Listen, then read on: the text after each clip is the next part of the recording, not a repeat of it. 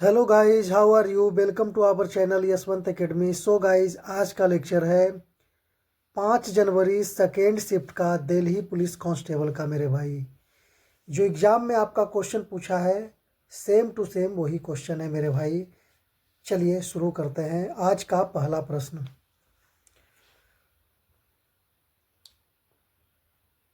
ये पीडीएफ मेरे भाई आपका 1:34 में मतलब कि रेडी लगभग हो गया था। तो चलिए शुरू करते हैं। थोड़ा टाइम लगा है, लेट कुछ काम आ गया था मेरे भाई, जिसके कारण थोड़ा लेट हो गया। शुरू करते हैं आज का पहला प्रश्न। वंदे मातरम गीत किसने लिखा? वंदे मातरम गीत आपका बंकिम चंद्र चट्टोपाध्याय जी ने लिखा था। देशभक्ति गीत वंदे मातरम की रचना 1870 के दशक में बंकिम चंद्र चट्टोपाध्याय द्वारा की गई थी और इनके 1882 के उपन्यास आनंद मठ में शामिल किया गया था। इसे 1950 में भारत के राष्ट्रीय गीत के रूप में भी अपनाया गया। थोड़ा पेंसिल भी पतला कर लेते हैं मेरे भाई। चलिए, तो ये आपका वंदे मातरम गीत से क्वेश्चन था। वंदे मातरम के राइटर कौन है? अगले प्रश्न की तरफ चलते हैं। अगला क्वेश्चन जो आपका पूछा था, रियल मुद्रा किसे कहते हैं? रियल मुद्रा इज एसोसिएटेड विथ होम, मतलब रियल मुद्रा क्या है, किसे कहते हैं? तो आपका रियल मुद्रा जो है, रियल मुद्रा कानूनी शब्दों में कहें तो ये असली मुद्रा का अधिकार आधिकारिक मुहर और प्रतीक के आमतौर पर भारत सरकार के पास होती है। तो इसका राइट आंसर हो जाएगा option number B, central government of India. Bharat सरकार के पास इसका अधिकार होता है। सरकार 1 रुपये के नोट या सिक्के जारी करती है, जबकि आरबीआई अन्य मूल्य वर्ग जारी करता है। चलिए, तो यहाँ से भी क्वेश्चन आपका पूछता है कि 1 रुपये के सिक्के या नोट जारी कौन करता है? तो ये आपका भारत सरकार करती है, लेकिन आरबीआई अन्य 10, 20, 50 ये सब का नोट 100, 200, 500 का जारी करती है। अगले प्रश्न की तरफ चलते हैं। अगला क्वेश्चन जो आपसे पूछा था, भारतीय संविधान का अनुच्छेद 250 किससे संबंधित है? Article 250 of the Indian constitution is related और टू विच सब्जेक्ट? तो इसका राइट आंसर हो जाएगा मेरे भाई, इसका राइट आंसर हो जाएगा अनुच्छेद 250 संसद की राज्य सूची में किसी भी विषय के संबंध में कानून बनाने की शक्ति देता है यदि आपातकाल की घोषणा लागू हो। तो आंसर इसका ऑप्शन नंबर बी हो जाएगा, parliament during in state list during emergency, यानी आपातकाल में राज्य सूची पर संसद की शक्ति उस समय आपका काम आती है। 250 आर्टिकल से रिलेटेड है। अगले प्रश्न की तरफ चलते हैं। अगला क्वेश्चन जो आपसे पूछा था, अगला क्वेश्चन था, एक चीज़ और देख लीजिए इमरजेंसी के बारे में ही। तो आपका आर्टिकल 352 जो है, राष्ट्रीय आपातकाल, नेशनल इमरजेंसी जिसको बोलते हैं। 356 है प्रेसिडेंट रूल, राष्ट्रपति शासन। आर्टिकल 360 है फिनेंशियल इमरजेंसी, आपका वित्तीय आपात जिसको बोलते हैं। Elections is India are maintained in which part of the constitution? भारतीय संविधान में चुनाव किस भाग में वर्णित है? तो आपका भाग 15 में चुनाव वर्णित है, पार्ट 15 में। Option number B right answer है मेरे भाई। भारतीय संविधान का भाग 15 अनुच्छेद 324 से 329 तक है, चुनावों से संबंधित है। यह भारत के चुनाव आयोग की स्थापना करता है और वयस्क मताधिकार का प्रावधान भी करता है। अगले प्रश्न की तरफ चलते हैं। अगला क्वेश्चन जो पूछा था, फिरोज शाह तुगलक ने कौन सा शहर बसाया था जिसे सिराज ए हिंद कहा जाता है? तो फिरोज शाह तुगलक जौनपुर बसाया था, जौनपुर बसाया था जिसे सिराज ए हिंद कहा जाता है। और डिटेल्स इसका देख लीजिए कि जौनपुर की स्थापना फिरोज शाह तुगलक ने अपने चचेरे भाई मोहम्मद बिन तुगलक, जिसका नाम जौना खान था, की याद में करी थी। यह शिक्षा और कला का एक बड़ा केंद्र बन गया, जिससे इसे सिराज ए हिंद यानी भारत का सिराज की उपाधि मिली। और आगरा फाउंडेड बाई सिकंदर लोदी इन 1504, 1504 में आगरा शहर की स्थापना सिकंदर लोदी के द्वारा किया गया था। अगला क्वेश्चन जो आपका है, चावल की किस्म पूछा गया था कि किस राज्य से है। तो चावल की किस्म आपका अक्सर इधर चर्चा में रहा है, जोहा चावल या फिर बोकाचोल चावल असम से संबंधित है। बोकाचोल चावल का एक और पहचान क्या है कि बिना पकाए सिर्फ पानी में भिगोकर खाया जा सकता है। ये आपका बोकाचोल चावल का है जो असम से रिलेटेड है। और केरला का भी एक फेमस चावल है पोक्काली राइस, जो साल्ट रेसिस्टेंट है मेरे भाई। पोक्काली चावल केरला से रिलेटेड है। चलिए अगले प्रश्न की तरफ चलते हैं। Sundarban Honey has received GI tag from which state. Sundarban शहद को जीआई टैग किस राज्य से मिला है। तो यह आपका वेस्ट बंगाल से मिला है मेरे भाई। Option C is the right answer. इसका डिटेल्स देख लीजिए। ये आपका मैंग्रोव जंगलों से मौली समुदाय द्वारा, मौली जनजाति है, मौली समुदाय द्वारा एकत्रित किए जाने वाले सुंदरबन शहद का आधिकारिक तौर पर पश्चिम बंगाल के उत्पाद के रूप में भौगोलिक टैग जीआई टैग दिया गया है। तो आपका सुंदरबन शहद के लिए हो जाएगा पश्चिम बंगाल को जीआई टैग दिया गया है। अगले प्रश्न की तरफ चलते हैं। डोली कुनिथा। डोली कुनिथा लोक नृत्य किस राज्य का है। Dollu Kunitha folk dance belongs to which state. तो यह आपका ऑप्शन बी हो जाएगा, कर्नाटका का हो जाएगा डोली कुनिथा। डोली कुनिथा कर्नाटक का एक पारंपरिक ड्रम नृत्य है। यह भगवान बिरलिंगेश्वर की पूजा के दौरान कुरुबा समुदाय द्वारा किया जाता है। कुरुबा समुदाय है वही डोली कुनिथा, उसी के द्वारा डांस किया जाने वाला त्यौहार है, नृत्य है। चलिए अगले प्रश्न की तरफ चलते हैं। अगला प्रश्न पूछा था, राजीव गांधी खेल रत्न पुरस्कार पाने वाले पहले व्यक्ति कौन थे। Who was the first recipient of Rajiv Gandhi Khel Ratna award. तो ये पहले व्यक्ति थे आपका विश्वनाथन आनंद मेरे भाई। पहले व्यक्ति थे विश्वनाथन आनंद, जिनको राजीव गांधी खेल रत्न पुरस्कार दिया गया था। शतरंज के ग्रैंड मास्टर है विश्वनाथन आनंद। 91-92 में 1991-92 में राजीव गांधी खेल रत्न पुरस्कार, जो अब मेजर ध्यानचंद खेल रत्न से जाना जाता है, के पहले प्राप्तकर्ता थे विश्वनाथन आनंद, जो शतरंज के ग्रैंड मास्टर हैं। Sachin Tendulkar first cricketer to win the award 1997-98 में। 97-98 में सचिन तेंदुलकर भी अवार्ड ये लिए थे। चलिए अगले प्रश्न की तरफ चलते हैं।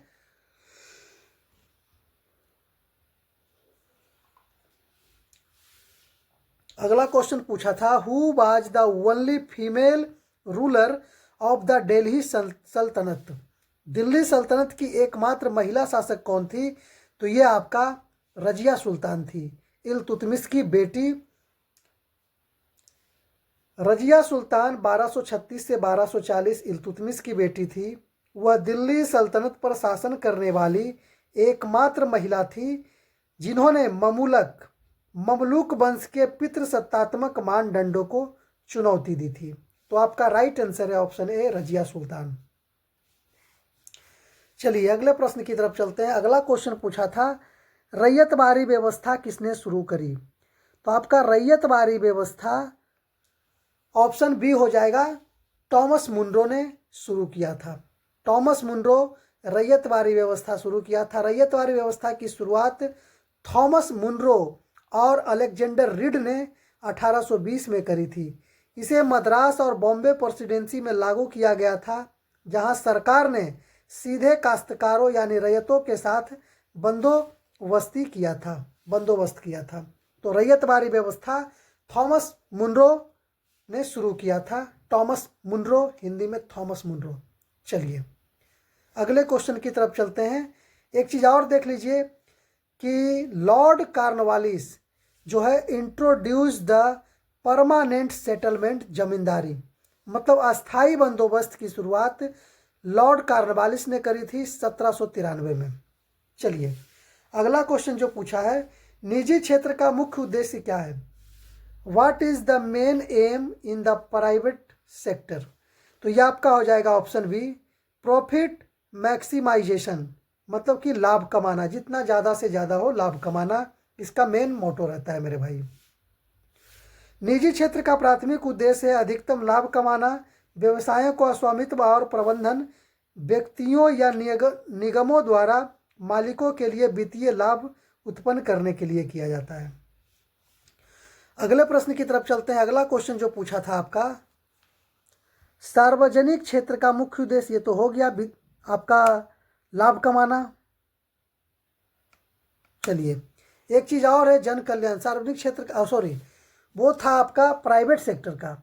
ये आपका है what is the aim of public sector. जो सार्वजनिक क्षेत्र है, सार्वजनिक क्षेत्र का काम क्या है, थोड़ा सा पेंसिल, चलिए,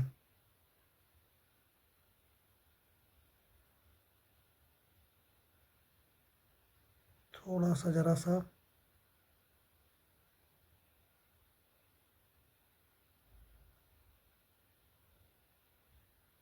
चलिए, सार्वजनिक क्षेत्र का मुख्य उद्देश्य क्या है, तो ये है ऑप्शन सी, जन कल्याण, पब्लिक वेलफेयर के लिए किया जाता है। सार्वजनिक क्षेत्र का मुख्य उद्देश्य, सार्वजनिक क्षेत्र यानी सरकारी स्वामित्व वाले उद्यम मुख्य रूप से केवल लाभ पर ध्यान केंद्रित करने के बजाय जन कल्याण और नागरिकों की सस्ती दरों पर आवश्यक सेवाएं प्रदान करने के लिए भी कार्य किया जाता है।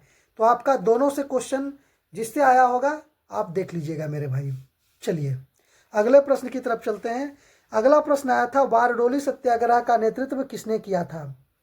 तो बारडोली सत्याग्रह का नेतृत्व सरदार पटेल ने किया था। ऑप्शन सी राइट आंसर है। बारडोली सत्याग्रह 1928 भारतीय स्वतंत्रता आंदोलन में सविनय अवज्ञा का एक प्रमुख प्रकरण था, जिसका नेतृत्व सरदार वल्लभ भाई पटेल ने किया था। यह अंग्रेजों द्वारा करों में अन्यायपूर्ण वृद्धि के खिलाफ था, जिसका नेतृत्व सरदार वल्लभ भाई पटेल ने किया था। और बारडोली की महिलाओं ने पटेल को सरदार की उपाधि दी थी। चलिए, और सरदार पटेल को आयरन मैन ऑफ इंडिया के नाम से भी जाना जाता है, लौह पुरुष ऑफ भारत के लौह पुरुष के रूप में भी जाना जाता है। यहाँ लिखा हुआ है satyagraha, this satyagraha that we women of Bardoli gave him the title Sardar. तो सरदार की उपाधि बारडोली की महिलाओं ने दिया था। Where were the national games 1966 held. 1966 के राष्ट्रीय खेल कहाँ आयोजित हुए थे। तो ऑप्शन ए राइट आंसर है, दिल्ली में हुआ था। The 1966 national games of India were held in new Delhi. This games were the 22 of second edition of the event. आपका 22वां ये संस्करण था जो 1966 में नई दिल्ली में आयोजित किया गया था। अगले क्वेश्चन की तरफ चलते हैं। थोड़ा सा ये भी देख लीजिए कि 38वां जो नेशनल गेम्स हुआ है 2025 में, ये होस्ट आपका उत्तराखंड किया है। और Delhi also hosted the first Asian games in 1951। 1951 का भी जो फर्स्ट एशियन गेम्स हुआ था उसका भी होस्ट दिल्ली किया था। What is the full form of FDI. FDI का पूर्ण रूप क्या है, तो इसका है foreign direct investment. Right answer मेरे भाई, एफडीआई का full form foreign direct investment है। अगले प्रश्न की तरफ चलते हैं। अगला क्वेश्चन जो आपका पूछा था, लोकपाल का मुख्य कार्य क्या है। What is the main function of Lokpal. तो लोकपाल का मेन फंक्शन है एंटी करप्शन इन्वेस्टिगेशन, भ्रष्टाचार की जांच लोकपाल का कार्य है। लोकपाल एक भ्रष्टाचार विरोधी प्राधिकरण या लोकपाल का निकाय है जो भारत गणराज्य में जनहित का प्रतिनिधित्व करता है। इसका मुख्य कार्य प्रधानमंत्री और मंत्रियों सहित सार्वजनिक पदाधिकारियों के खिलाफ भ्रष्टाचार के आरोपों की जांच करना, ये लोकपाल का कार्य है। चलिए आगे चलते हैं अगले प्रश्न की तरफ। Article 164 of the constitution is related to home. Article 164 किससे संबंधित है। आपका आर्टिकल 164 164 किससे संबंधित है। चलिए थोड़ा डिटेल्स भी देख लेते हैं।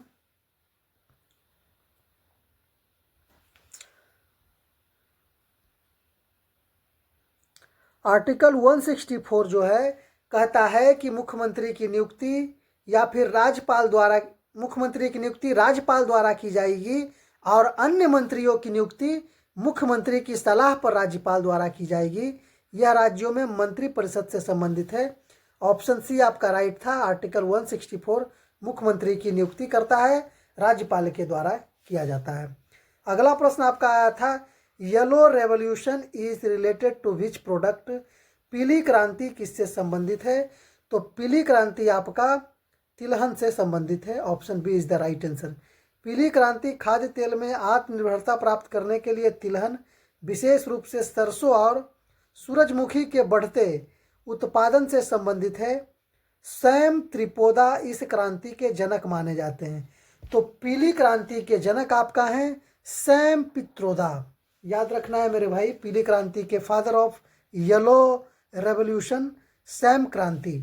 चलिए थोड़ा कुछ और है रेवोल्यूशन से ही रिलेटेड। वाइट रेवोल्यूशन, इसके जनक हैं मिल्क। पहले तो मिल्क से ये संबंधित है, इसके जनक हैं Verghese Kurien. Blue revolution fish से है। गोल्डन रेवोल्यूशन हनी से है। हॉर्टिकल्चर, मधुमक्खी पालन बोला जाता है जिससे हनी निकलता है। चलिए अगला प्रश्न पूछा था, पश्चिम बंगाल में प्रमुख रूप से कौन सा त्यौहार मनाया जाता है? पश्चिम बंगाल में प्रमुख रूप से कौन सा त्यौहार मनाया जाता है? तो ये आपका पश्चिम बंगाल का तो जानते हैं दुर्गा पूजा आपका मेन रूप से बहुत ज़्यादा प्रसिद्ध है मेरे भाई।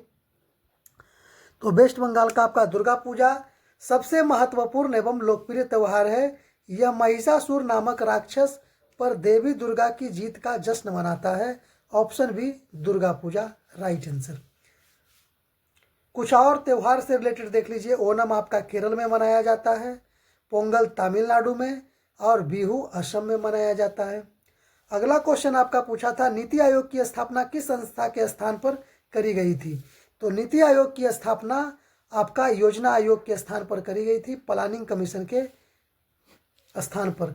NITI Aayog national institution for transforming India की स्थापना 1 जनवरी 2015 को योजना आयोग के स्थान पर की गई थी, जो 1950 में अस्तित्व में था। योजना आयोग के विपरीत नीति आयोग यानी नीचे से ऊपर बॉटम टू अप दृष्टिकोण का पालन करता है। तो योजना आयोग की स्थापना हुआ था योजना आयोग के जगह पर स्थापना हुआ था नीति आयोग का 1 जनवरी 2015 को। चलिए, और योजना आयोग 1950 में इसकी स्थापना हुई थी। अगले प्रश्न की तरफ चलते हैं।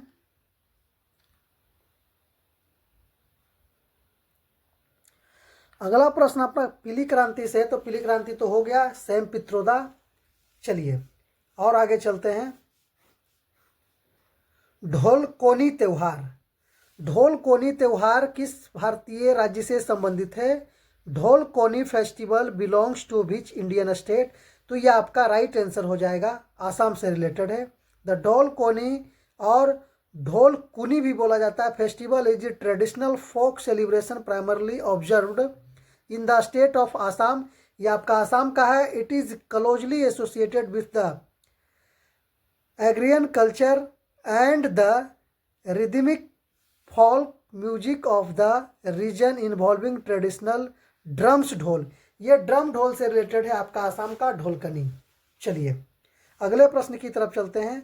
अगला क्वेश्चन जो आपका पूछा था, एक चीज़ और यहाँ देख लीजिए कि वेस्ट बंगाल का भी कुछ फेमस लोक नृत्य है, डांस है ना, गंभीरा एंड बरिता डांस आपका वेस्ट बंगाल का है। Odisha famous for the Chhau and पाला फेस्टिवल्स के लिए आपका ओडिशा भी प्रसिद्ध है। चलिए अगले प्रश्न की तरफ चलते हैं। अगला प्रश्न पूछा था 1958 में राष्ट्रीय खेल कहाँ आयोजित किए गए थे? तो इसका राइट आंसर हो जाएगा कटक, ओडिशा में। भारत के 18वें राष्ट्रीय खेल 1958 में कटक, ओडिशा में आयोजित किए गए थे। ओडिशा राज्य के लिए अपनी खेल बुनियादी ढांचे को स्थापित करने के मामले में एक महत्वपूर्ण संस्करण भी था। हिस्ट्री क्या था? The national games were instantly known as the Indian Olympic games until 1940। तो जो नेशनल गेम्स था 1940 के बाद ओलंपिक गेम्स से जाना गया। करंट टॉपिक क्या है? तो 38 national games 2025 were hosted by Uttarakhand के द्वारा 38वां नेशनल गेम राष्ट्रीय गेम 2025 का उत्तराखंड के द्वारा होस्ट किया गया। और 39वां जो 2026 में होगा प्लान्ड फॉर आंध्र प्रदेश, ये आंध्र प्रदेश के द्वारा होस्ट किया जाएगा। चलिए अगले प्रश्न की तरफ चलते हैं। दुर्गा पूजा, दुर्गा पूजा किस राज्य में मनाया जाता है? दुर्गा पूजा मुख्य रूप से किस भारतीय राज्य में मनाई जाती है? तो आपका ऑप्शन बी बंगाल है। चलिए अगले प्रश्न की तरफ चलते हैं। अगला प्रश्न आपका आया था देवी दुर्गा, दुर्गा पूजा में किसकी उपासना करी जाती है? तो देवी दुर्गा की उपासना करी जाती है। देवी दुर्गा की, सॉरी ऑप्शन सी हो जाएगा, देवी लक्ष्मी यहाँ है, तो आपका देवी दुर्गा राइट आंसर हो जाएंगे, ऑप्शन सी। जैसा कि नाम से पता चलता है यह त्यौहार देवी दुर्गा को समर्पित है।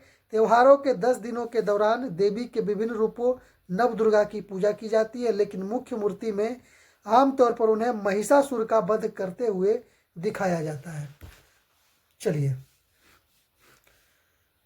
Where the first youth Olympic games held, youth Olympic games कहाँ हुआ था? तो इसका राइट आंसर हो जाएगा, ये हुआ था आपका सिंगापुर में मेरे भाई, इसका राइट आंसर सिंगापुर हो जाएगा। चलिए ऑप्शन नंबर बी इसका राइट आंसर हो जाएगा। प्रथम ग्रीष्मकालीन युवा ओलंपिक खेल 2010 में सिंगापुर में आयोजित किए गए हैं। युवा ओलंपिक एक अंतर्राष्ट्रीय बहुखेल आयोजन है जो 15 से 18 वर्ष की आयु के एथलीटों के लिए अंतर्राष्ट्रीय ओलंपिक समिति द्वारा आयोजित किया जाता है। तो यह आपका 2010 में सिंगापुर में हुआ था। अगले प्रश्न की तरफ चलते हैं। अगला क्वेश्चन, एक चीज़ और देख लीजिए, इसका थोड़ा कुछ डिटेल्स भी है। The 2024 winter youth Olympics were held in Gangwon South Korea में 2024 वाला हुआ था। द नेक्स्ट समर योग इन शेड्यूल्ड फॉर 2026 सेनेगले ढाकार में आपका होगा। The first Olympic event in Africa, Africa में ये पहला ओलंपिक इवेंट होगा मेरे भाई। चलिए सेनेगले ढाकार में। Which author won the Booker prize in the year 2000, वर्ष 2000 में बुकर पुरस्कार किस लेखक को या फिर लेखिका को मिला था? तो इसका ऑप्शन भी राइट आंसर है, मार्गरेट एटवुड को मिला था 2000 में बुकर पुरस्कार। वर्ष 2000 का बुकर पुरस्कार मार्गरेट एटवुड को उनके उपन्यास द ब्लाइंड असैसिन है द ब्लाइंड असैसिन के लिए दिया गया था। वह एक प्रसिद्ध कनाडाई लेखिका हैं। कौन? ये आपका मार्गरेट एटवुड कनाडा की लेखिका हैं। चलिए एक और है थोड़ा सा यहाँ। Arundhati Roy born in 1997 for the god of small things के लिए इनको अवार्ड मिला है 1997 में।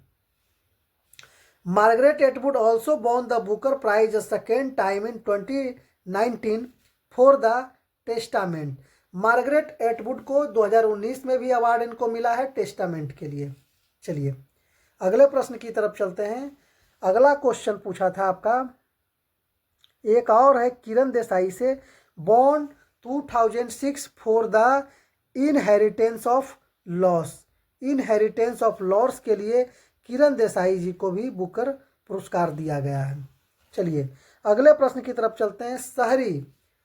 शहरी या झुग्गी क्षेत्रों में कम किराए पर उपलब्ध कराए जाने वाले आवास किस सरकारी योजना के अंतर्गत आते हैं? तो इसका राइट आंसर हो जाएगा option B, ARHC under PMAYU, मतलब ARHC के थ्रू। ये ARHC है क्या?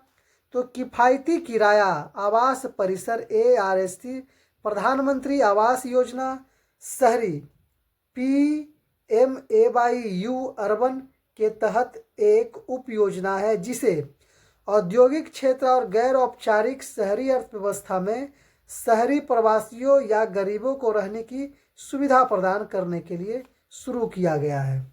तो आपका इससे रिलेटेड है अर्बन हाउसिंग से। अगले प्रश्न की तरफ चलते हैं। अगला क्वेश्चन आपका पूछा था मिशन इंद्रधनुष का मुख्य उद्देश्य क्या है। What is the main objective of mission Indradhanush. तो मिशन इंद्रधनुष का मेन रीजन है ऑप्शन बी, ये बच्चों का टीकाकरण से रिलेटेड है। टारगेट यही है, बच्चों का टीकाकरण। मिशन इंद्रधनुष, एक भी बच्चा छूट न जाए, सुरक्षा चक्र टूट न जाए। ये लोगो आपका किसका है बताइएगा, कौन सी बीमारी में दिया जाता है। तो ये आपका पोलियो में है मेरे भाई। चलिए अगले प्रश्न की तरफ चलते हैं। एक चीज़ और है, थोड़ा डिटेल्स उसका था। 2014 में शुरू किया गया इसका लक्ष्य है 2 वर्ष तक के बच्चे और गर्भवती महिलाओं के लिए जानलेवा बीमारियों के खिलाफ पूर्ण टीकाकरण सुनिश्चित करना। चलिए अगला क्वेश्चन आपका पूछा था भारत के प्रधानमंत्री और राष्ट्रपति के चुनाव से संबंधित प्रावधान संविधान के किस भाग में दिए गए हैं। तो आपका हो जाएगा ऑप्शन बी, भाग 5 में दिया गया है। भाग 5 में आपका दिया गया है। भारतीय संविधान का भाग 5 संघ केंद्रीय कार्यकारिणी को कवर करता है। अनुच्छेद 54-55 राष्ट्रपति के चुनाव से संबंधित है और अनुच्छेद 75 राष्ट्रपति द्वारा प्रधानमंत्री की नियुक्ति से क्या है, संबंधित है आपका। चलिए अनुच्छेद 54-55। अगले प्रश्न की तरफ चलते हैं। अगला क्वेश्चन जो पूछा था आपका, थोड़ा सा क्वेश्चन यहाँ ही था, प्रथम युवा ओलंपिक कहाँ आयोजित हुआ था। प्रथम युवा ओलंपिक कहाँ आयोजित हुआ था। ये तो क्वेश्चन लगता है रिपीट है। चलिए, ये प्रथम युवा ओलंपिक हुआ था आपका सिंगापुर में आयोजित किए गए थे। ये खेल 15 से 18 वर्ष की आयु के एथलीटों को दिया गया है। अगले प्रश्न की तरफ चलते हैं।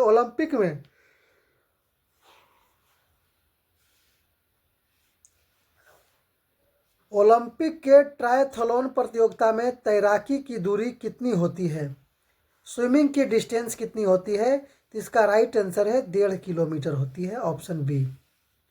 ओलंपिक दूरी के ट्रायथलॉन में 1.5 किलोमीटर की तैराकी, 40 किलोमीटर की साइकिलिंग और 10 किलोमीटर की दौड़ शामिल होती है। तैराकी आमतौर पर खुले पानी, झील, नदी या समुद्र में होती है। चलिए, तो आज जो सेकेंड शिफ्ट का क्वेश्चन इतना मिला था मेरे भाई, इतना आपको लगभग क्वेश्चन सारा ही इसमें आ ही गया है, कवर हो गया है मेरे भाई। तो चलिए वीडियो को लाइक कीजिएगा, शेयर कीजिएगा, सब्सक्राइब कीजिएगा। चैनल पर अगर नए हैं तो सब्सक्राइब भी जरूर कीजिएगा। धन्यवाद।